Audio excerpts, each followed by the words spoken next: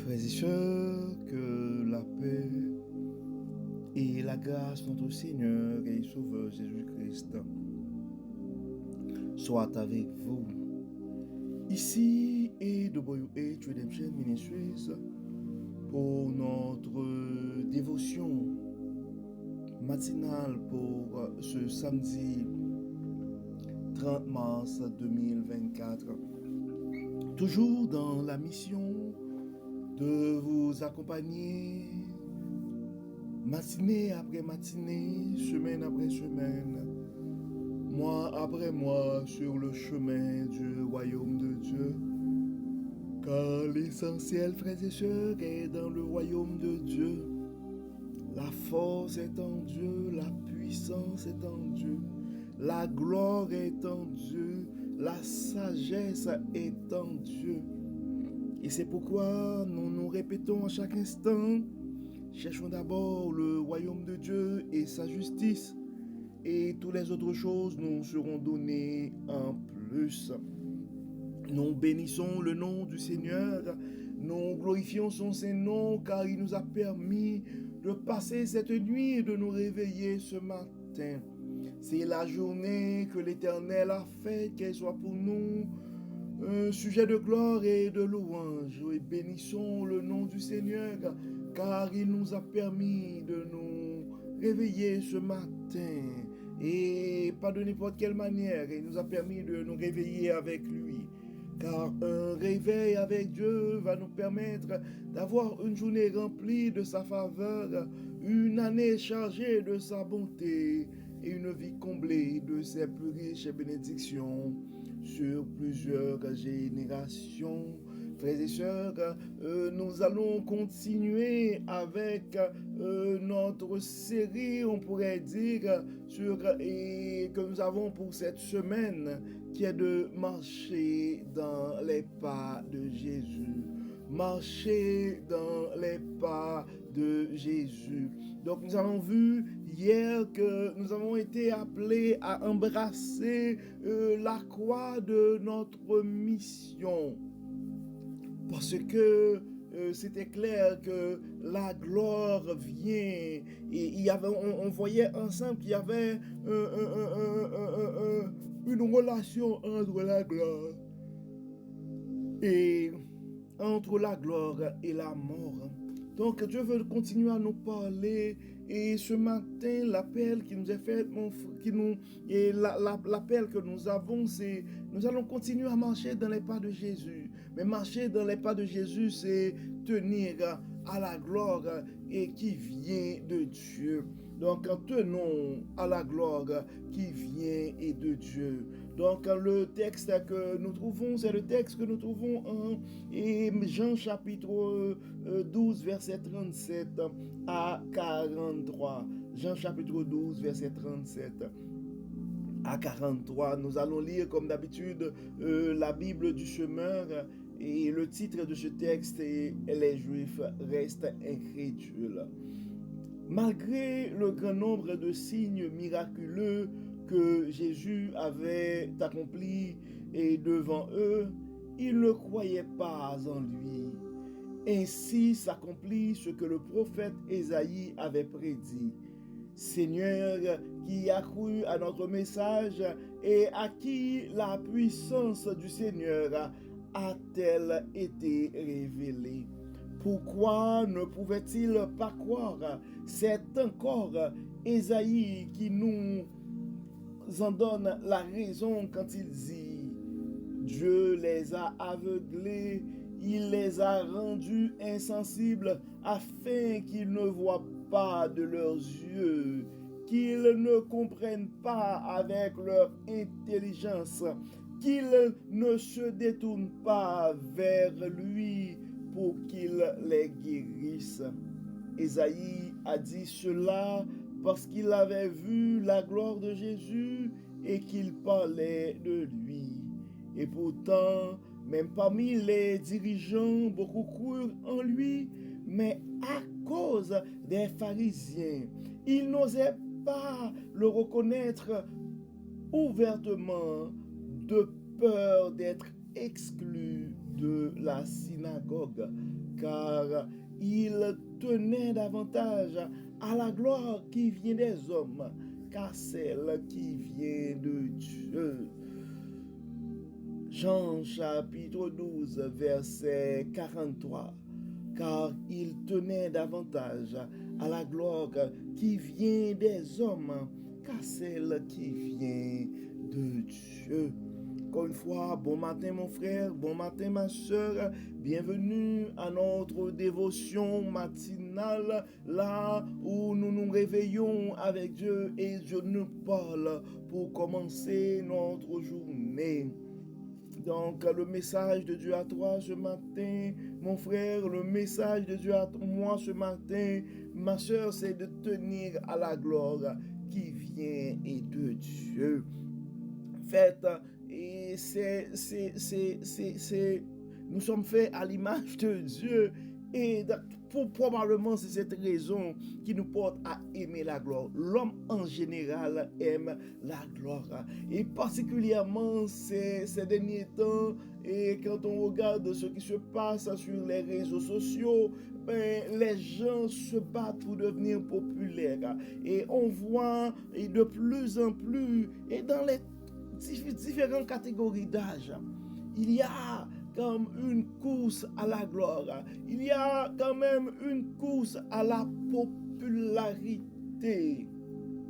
Donc, on essaie de soigner son image, ce qui n'est pas une mauvaise chose en fait, parce que on veut faire bonne impression. Toutefois, frères et sœurs, nous devons réaliser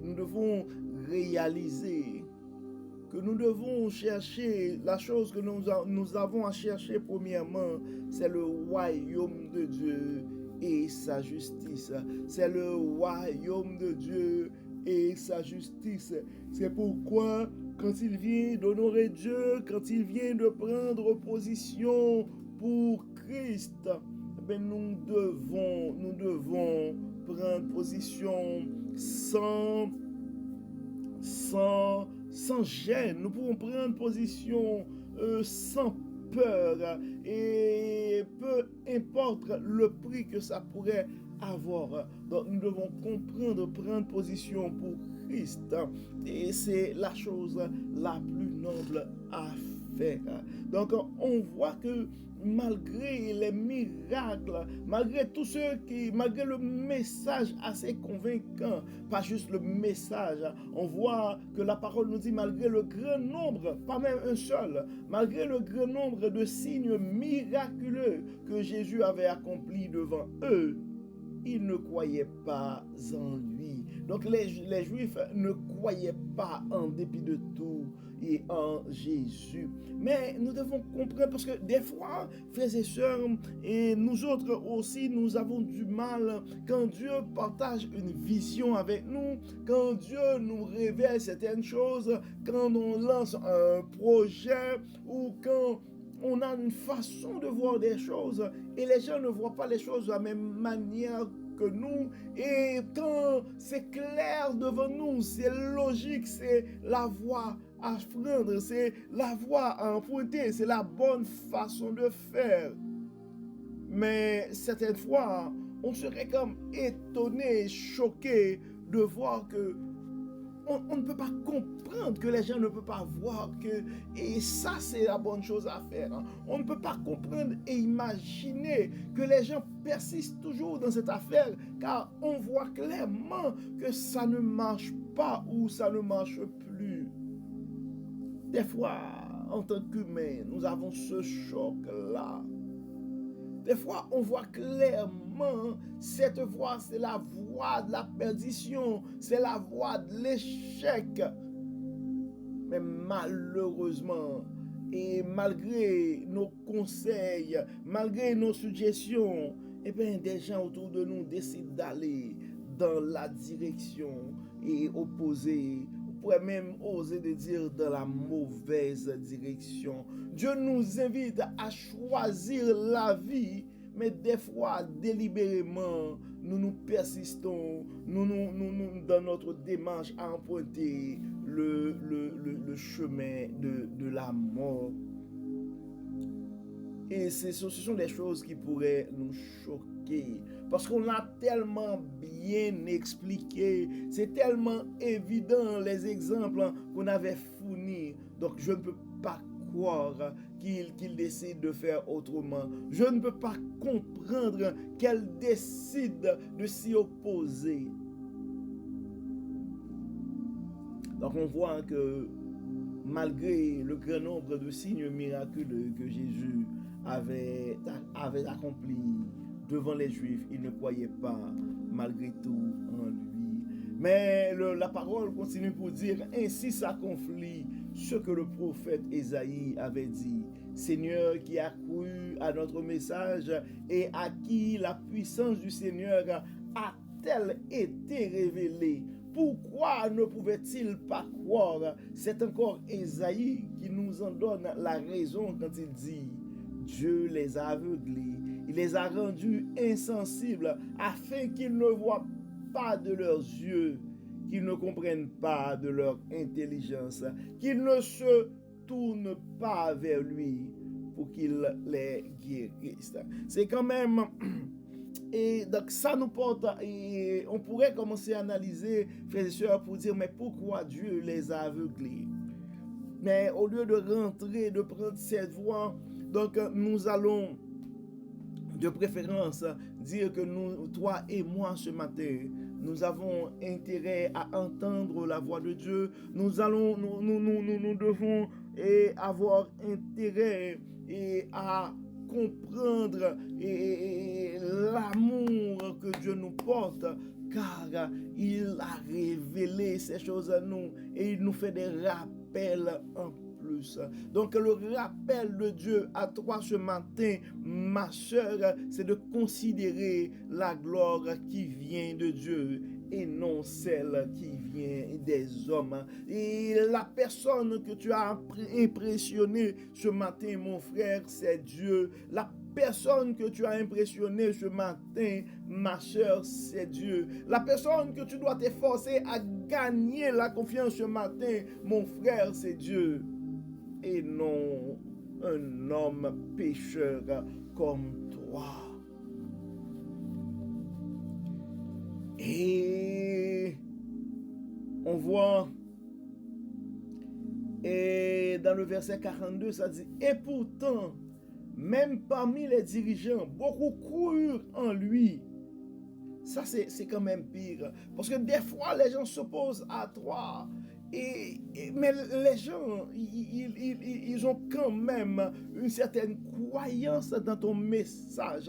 Mais il y a quelque chose qui les empêche. Ça pourrait être l'orgueil, ça pourrait être la jalousie, ça pourrait être la peur aussi.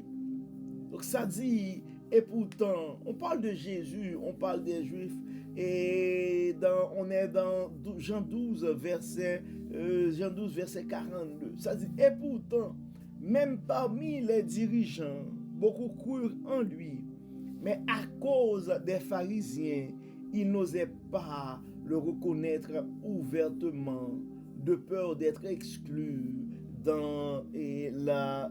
d'être exclus de la synagogue. Maintenant, est-ce que la question que nous avons à nous poser ce matin, frères et sœurs, c'est est-ce que nous avons peur de quelqu'un? C'est qui le dirigeant?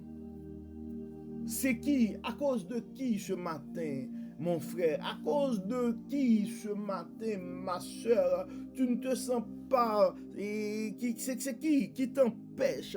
C'est à cause de qui tu te sens un peu gêné et tu as peur d'exprimer ta foi, ta croyance? C'est pourtant, même parmi les dirigeants, beaucoup crurent en lui, mais à cause des pharisiens. Une chose que nous devons nous poser aussi, une question que nous devons nous poser, est-ce que aujourd'hui, à cause de nous, certaines personnes, certains frères, certaines sœurs n'ont pas peur d'exprimer leur croyance ou d'oser se positionner pour Dieu, car nous sommes tellement critiques envers ces gens-là. Ils ont peur d'essayer, même s'ils ont reçu un message. Donc, ils ont peur probablement. Les gens, même dans l'église, les gens vont avoir ce qu'on appelle le syndrome de l'imposteur pour dire, écoute, je ne pense pas, je ne peux pas oser me positionner car comment les gens vont me voir à l'église, ils vont de qui je suis pour pouvoir et pour être le porte-parole du Seigneur. Des fois, soit on n'a pas assez confiance pour penser que pour croire que Dieu ne peut pas se servir de nous, mais des fois on a peur aussi de l'opinion des autres. Donc, est-ce qu'il y a des gens qui ont peur de se positionner pour Christ, qui ont peur, est-ce qu'il y a des gens qui ont peur de s'engager dans le ministère, mais pas parce que la personne ne sent pas cette poussée, mais c'est parce que la personne probablement reçoit son message à une certaine poussée, mais a peur des critiques des autres. Je ne sais pas qui est le pharisien autour de toi ce matin. Et à cause de ce pharisien, tu n'oses pas reconnaître ouvertement les bienfaits, les bontés de Dieu dans ta vie. Combien de fois tu sors de chez toi, tu dis écoute, je dois donner ce témoignage car Dieu l'a fait. Mais à cause d'un frère ou d'une sœur, tu te sens gêné et tu n'oses pas témoigner pour Dieu.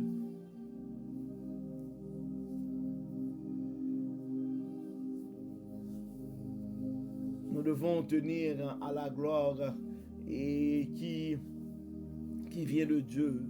Donc tenons à la gloire qui vient de Dieu, mon frère. Tenons à la gloire qui vient de Dieu, ma soeur, car le grand Dieu Tout-Puissant est notre source.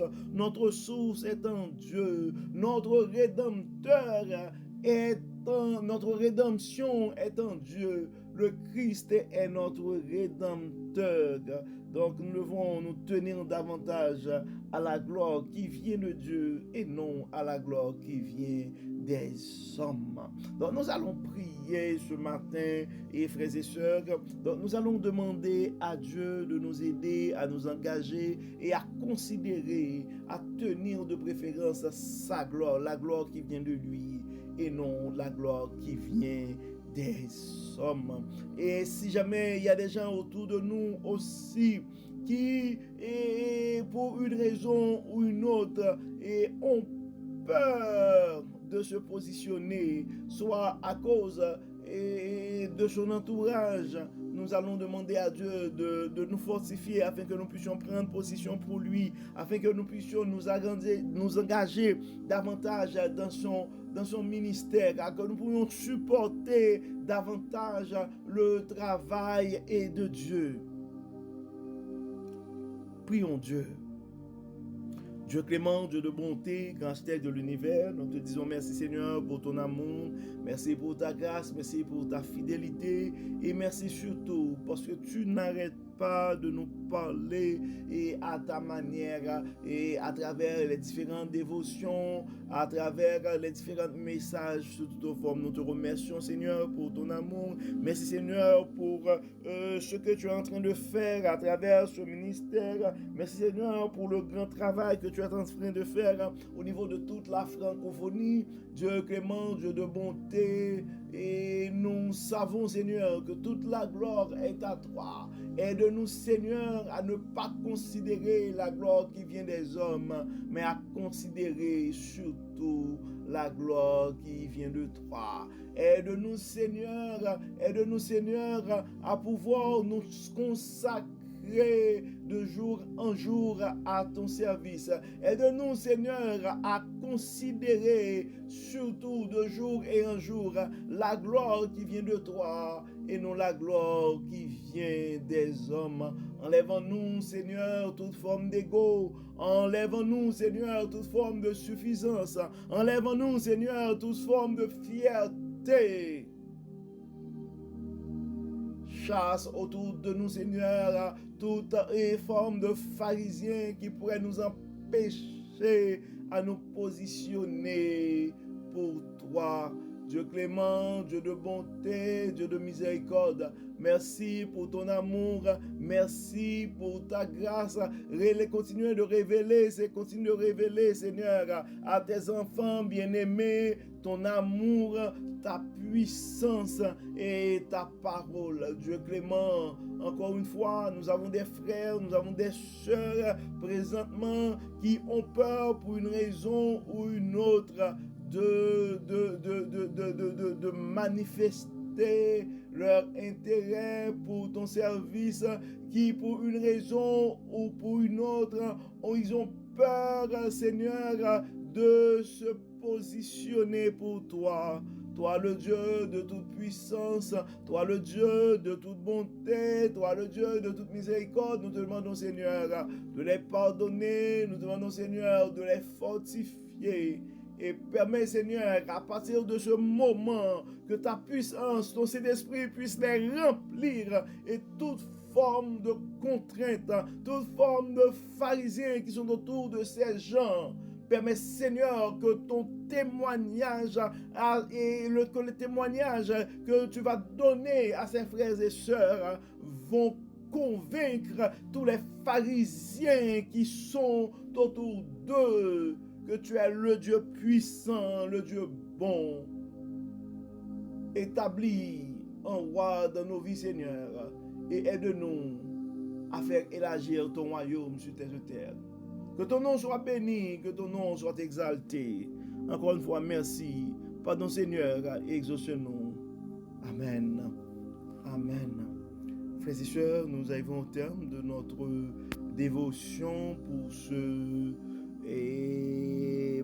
samedi 30 mars 2024. Nous espérons que votre âme a été bénie et d'ici là, nous vous souhaitons une excellente journée et de samedi sous le regard du Dieu Tout-Puissant. Que le Seigneur nous garde, que le Seigneur nous protège, qu'il nous accorde sa grâce et qu'il nous aide à considérer sa gloire, la gloire qui vient de lui et non la gloire qui vient des hommes. Au nom de Jésus. Amen. Amen. Encore une fois, bon samedi, frères et sœurs, et n'oublions pas de partager le message de la parole de Dieu à un frère ou à une sœur, car on ne sait jamais ce que la parole de Dieu peut faire dans la vie de l'un de ses enfants bien-aimés. Encore une fois, bon samedi, que le Seigneur nous garde, que le Seigneur nous bénisse, qu'il nous accompagne, et à demain. Bye bye.